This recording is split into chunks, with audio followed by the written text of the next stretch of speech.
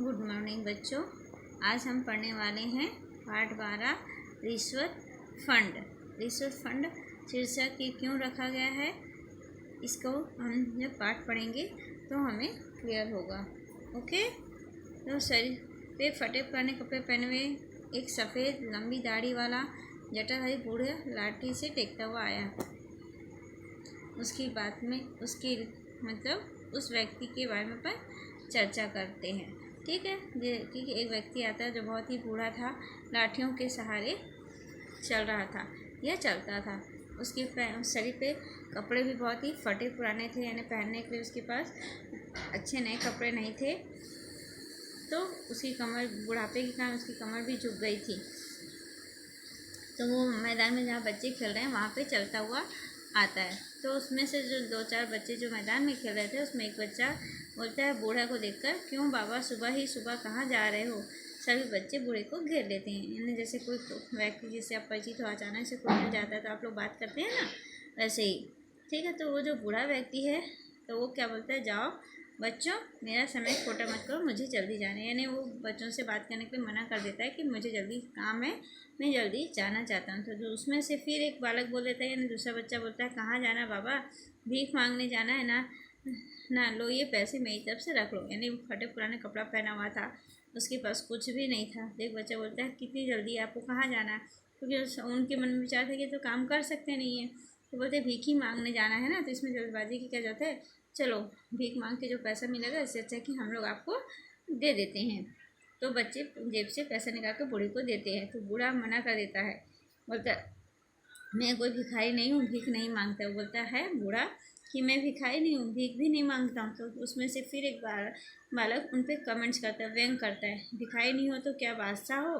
क्यों बोलता है, क्योंकि फटे पुराने कपड़ा पहना था, लाठियों के सहारे टेक कर चल रहा था, इसलिए। तो बादशाह तो बाबा तुम ऐसे बन रहे जैसे कोई रईस हो। यानी उसको बोलते हैं कि तुम तो अपने आप को ऐसे बता रहे कि तुम बहुत ही पैसे वाले हो।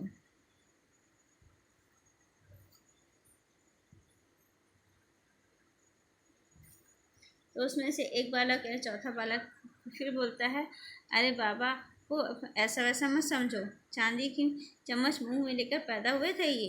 यानी उस बूढ़े की सभी बच्चे मिलकर मजाक उड़ाते हैं। तो बूढ़ा बोलता है, तुम हंस रहे हो बच्चों, सच मानो कभी मैं दुनिया का बहुत ही खुशहाल आदमी था। यानी बूढ़ा बताता है कि तुम मेरी हंसी उड़ा रहे हो कि मैं चांदी की चम्मच लेकर मुँह पैदा हुआ, लेकिन तुम मेरी हंसी मत उड़ाओ, क्योंकि मैं एक समय था जो बहुत ही खुश था, खुशहाल आदमी था। ठीक है, माला माल था, मेरे पास बहुत ही पैसे उसे सब थे। तो दूसरे उसमें से फिर एक बालक क्या बोल देता, तो कभी आप भी राजा भोज थे अपने समय में, क्यों बाबा। यानी जो अपन बोलते हैं ना, कहाँ राजा भोज कहाँ गंगू तैली कहावत है, तो वैसे ही राजा भोज यानी बहुत ही अमीर व्यक्ति के बारे में कहा गया है कि आप कभी अपने आप राजा भोज थे, यानी बहुत पैसे वाले थे। तो उसमें से फिर एक बालक बोलता है, कभी राजा भोज ये अब तो गंगू तेली भी नहीं रहे, यानी अब उनके पास कुछ पैसा नहीं, पहले कभी पैसा रहा होगा लेकिन अब तो भिखारी है। तो उसमें से फिर एक बोलते अरे पहले भी गंगू तेली थे बाबा, अब भी गंगू तेली है बाबा, बेकार में बन रहा है। यानी उसमें एक बोलता है, झूठ बोल रहे हैं बाबा, यानी पहले भी वो गरीब थे और आज भी गरीब है, झूठ में बोल रहे हैं कि मैं पैसे वाला हूँ। तो उसमें जो पहला बालक रोका था वो बोलते, क्यों बाबा, आपने कहावत सुनी है, बदन पे न लत्ता शान दिखावे अलबत्ता। सारे बच्चे हंस रहे हैं। कहावत है ये, जैसे लोकंते होती है ना, कहावत कहते हैं बूढ़े बुजुर्ग लोग। तो एक कहावत है कि बदन पे न लत्ता शान दिखावे अलबत्ता, यानी आपके पास कुछ भी नहीं है लेकिन शान दिखा रहे हैं। ठीक है।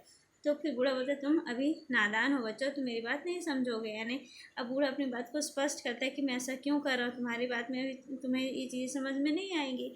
उसमें फिर एक बालक बोलता है, समझेंगे क्यों नहीं बाबा, ज़रूर समझेंगे, परंतु समझाने वाली कोई बात हो तब ना। यानी आप में जो कहना चाहते हैं उसमें समझने वाली कोई बात होगी तो ज़रूर हम आप समझेंगे।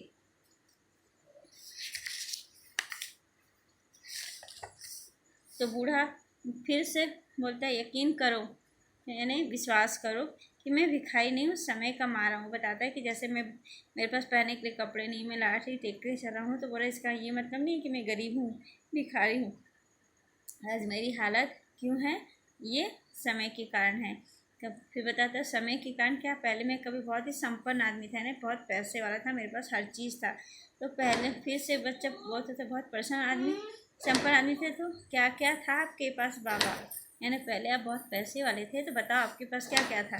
तो बूढ़ा एकदम ठंडी सांस लेते हैं आराम से, कि अपने पुराने समय को याद करता है। क्यों नहीं बच्चों, शानदार भवन था, यानी बताता है कि मेरे पास एक शानदार भवन था जो अब जर्जर हो गया। यानी जैसे हम घर मकान बनाते हैं, जब नया बनाते हैं तो बहुत ही सुंदर होता है ना, और जैसे जैसे पुराना होता जाता है टूट फूट होता जाता है, तो ख़राब हो जाता है, गिरने लगता है। और उसके बाद उसमें बताता है कि उसमें 32 नौकर थे, यानी उनके पास जो भवन था उसमें 32 नौकर थे जो काम करते थे, जो कि बूढ़े के आदेश का पालन करते थे। ठीक है, दिन भर उसकी सेवा में लगे रहते थे। तो दूसरा फिर एक बालक पूछता है, फिर ये क्या हुआ बाबा, कहाँ चले गए, यानी आप बता रहे हैं कि उनके पास इतना बड़ा मकान था, 32 नौकर थे, तो वो सब कहाँ चले गए। तो बूढ़ा बताता है कि एक एक करके सभी लोग उसका साथ छोड़ दिए।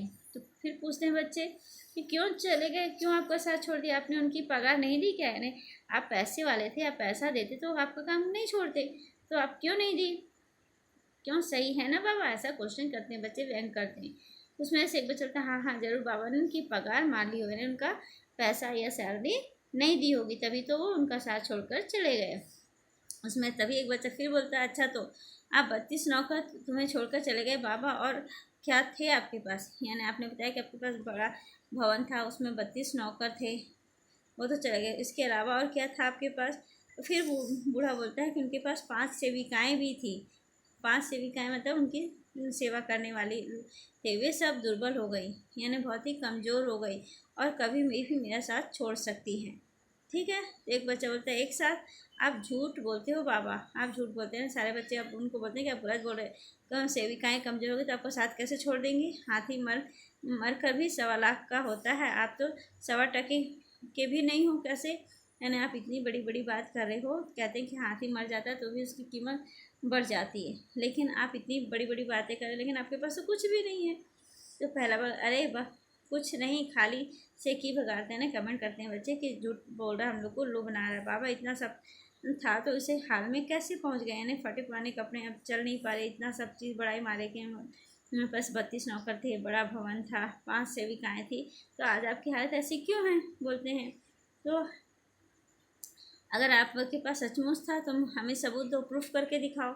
तो बूढ़ा बोलता है, सुनो बच्चों, तुम मेरा यह शरीर देख रहे हो, जो बीमार दुर्बल कंकाल है, कभी शानदार सजीला शक्तिशाली सुंदर था। अब वो भवन के बारे में बताते हैं, वो भवन कौन था जिसके बारे में बूढ़ा बात कर रहा था, उसका खुद का शरीर बता रहा कि बहुत ही सुंदर था, शानदार था। जैसे मनुष्य जब यंग होता है, जवान होता है तो हट्टा कट्टा होता है, सुंदर दिखता है। तो मैं उस भवन का राजा था, उस भवन का राजा था ना, शरीर का मालिक मैं था, ना वो शरीर मेरा था जो बहुत ही सुंदर था, शानदार था। अब समय ने उसे खंडित कर दिया, नहीं, जैसे जैसे बीच समय होते गया, वो बूढ़ा होते गया, वो शानदार भवन किस में बदल गया, जर्जन भवन में, टूटे फूटे बंगले की तरह हो गया है उनका शरीर। तो दूसरा वाले बोलता है गंभीरता सोचते, बाबा ठीक कहता है मित्रों, इसकी बात में दम है, यानी आप कुछ बच्चे बोलते हैं हाँ हाँ बाबा सही कह रहे, साथ वो सच बोल रहे हैं।